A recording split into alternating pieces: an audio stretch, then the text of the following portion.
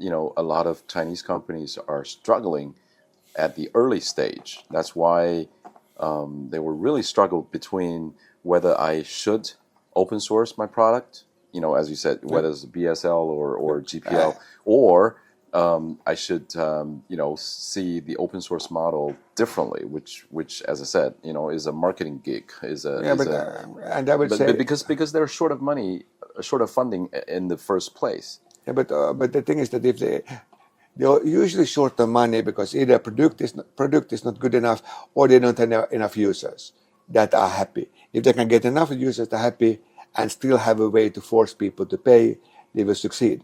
So that's why going out and choosing a two free license, which like let's do BSD because everybody loves BSD. That means that they have no way to get any money. You'll have to always to think so. Where will we get money tomorrow if we do this today? Mm-hmm. And if they just go with fully open source and they don't have enough income to sustain for that, then that's the wrong decision. Mm-hmm. Then they have to go open core or BSL. I'm just saying that BSL is a better choice for the customers, so they have more chance to get more customers that way. Mm-hmm. Mm-hmm. Because in this case they would basically do the free version, or put the restrictions so that what they decided to be free would be free in BSL 2, and the other one would be the commercial part. So they basically the same thing, except that people would be less afraid to use them. Mm-hmm. So you get more users. So in other words, choosing the right open source model is critical. Yeah. To a software, especially a infrastructure software company. Yeah. If you're ever thinking about open source. Yep. I think that's fair, even in any markets. Yeah. Right. Yeah. You always have to be a capitalist if you want to be an entrepreneur. Otherwise, you can't pay your employees. Exactly. I'm assuming that you know quite well on the Chinese database market. Comparing that market to the other markets, like in the US or in Europe, what do you see?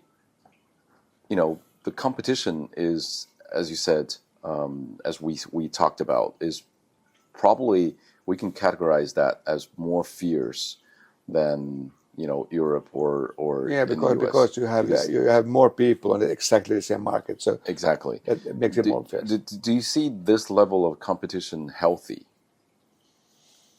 whether it's from the market perspective or from product perspective? Let's say competition is healthy because that forces people to innovate, right? And the question just, you shouldn't try to do things alone if you don't really believe you can survive. I think that you have to take care of your employees and not overspend and which lots of companies are doing. I mean, just what happened in the game industry just now shows that lots of companies have bought game companies. It could be any software companies, even databases, and then suddenly notice that this doesn't work, and then just fire lots of good engineers for no good reason whatsoever. If you just have thought it over before they bought the company, or actually think about it. And that's basically the same thing that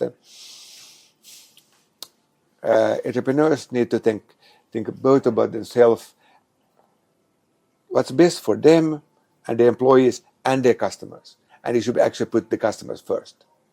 And if they always think about that, sometimes they maybe have to go together with the competition because that's the best for the customer. I always try to put customers first. So many of the decisions I do in my daily life for deciding how we do development, what features we do, how we interact with things is what's the best for the customers. And some people say, but that's not necessarily best for the company. Not in the short term, but in the long term, because we want to have this customer for the next 10 years, don't we? And if it's a big customer, everybody says yes. Then we have to do it this way, because otherwise I don't see any reason why they would want to be our customers if we don't treat them properly. Sure. So every company they still should have some, business sense. Yeah. Business sense. Yeah. That's I always said that's no matter whether you want to become a socialist or a capitalist, you need to learn what capitalists were doing in business. Yeah. Because that's the essence of the the game, right? Yes. Yeah.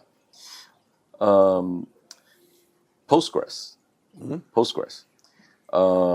Here in China, I think there's a general debate. A lot of Chinese companies were taking or forking from a open source database and try to grow on top of that. Yes, I'm happy to see lots of companies have done that on MySQL, but lots of companies have done that on Postgres too, and even some has done that on MariaDB.